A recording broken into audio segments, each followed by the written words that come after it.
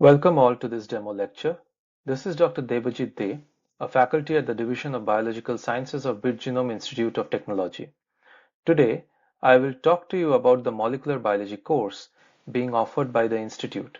This online course will run for 7 weeks and will cover topics ranging from fundamental concepts like biomolecular structure and function to advanced topics like gene editing, cryo-EM, and synthetic biology. In this demo, we will learn about nucleic acids redesigned by humans, better known as xenonucleic acids or XNAs. Every living organism on this planet shares the same genetic blueprint, from the bacteria on your skin to a blue whale. Life is written in DNA. But today we will talk about the xenonucleic acids, which are the alien operating systems developed by humans. For 4 billion years, nature has held a strict monopoly in terms of the nature of an organism's genetic material. It is DNA. And in some cases, like viruses, we encounter RNA, although viruses fall into a gray zone between what is considered as living and non-living. Natural nucleic acids are structurally delicate and susceptible to damage from physical stress, chemicals, radiation, cellular enzymes, and other biological processes. That is where xenonucleic acids come into the picture. Usually, the 5-carbon sugar is swapped out with alternatives, but keeping the base same to ensure that they can still cross-pair and exchange information with their natural counterpart. For instance, by swapping the deoxyribose of DNA with hexitol, scientists created hexitol nucleic acids, or HNAs. Now you are looking at the fundamental equation of synthetic creation. pSynth measures how efficiently a lab-engineered cell can replicate our artificial code.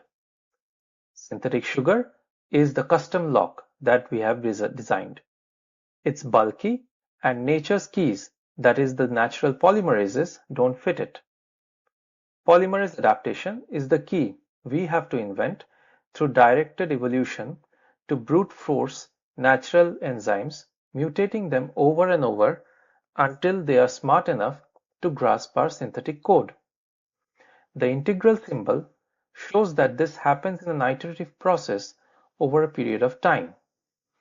We are essentially forcing biology to learn a new language by mathematically optimizing its molecular machinery.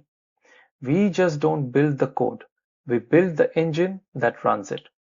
Please note that this equation is a conceptual model to summarize the engineering bottlenecks of XNAs.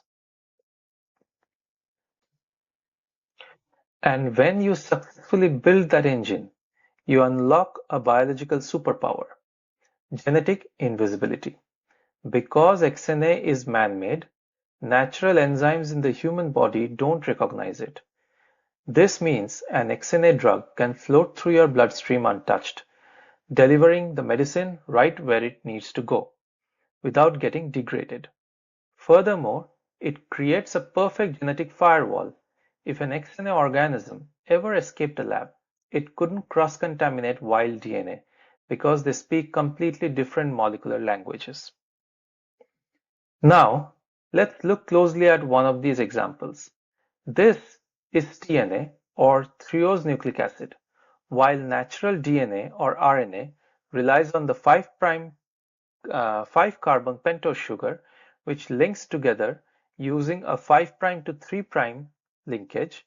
TNA uses triose, a 4-carbon sugar that connects via a 2' to 3' linkage. Even more fascinating is the stereochemistry. To make it invisible, scientists have used the L-enantiomer of triose. Now, as a molecular biologist, you might expect that changing the backbone sugar from a 5-carbon to a 4-carbon ring and flipping its natural orientation would completely ruin the molecule's ability to function. But it doesn't.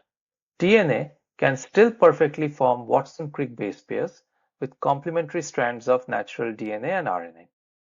Because it can bind to natural genetic material, but remains entirely invisible to natural destructive enzymes, it can be used to build next-generation therapeutics. For example, scientists have successfully engineered the TNA aptamer N5. This is a synthetic, lab-evolved molecular structure designed to specifically target and block the PD-L1 checkpoint protein in cancer cells, preventing tumors from hiding from our immune system. Now look at the sheer scale of what we are doing.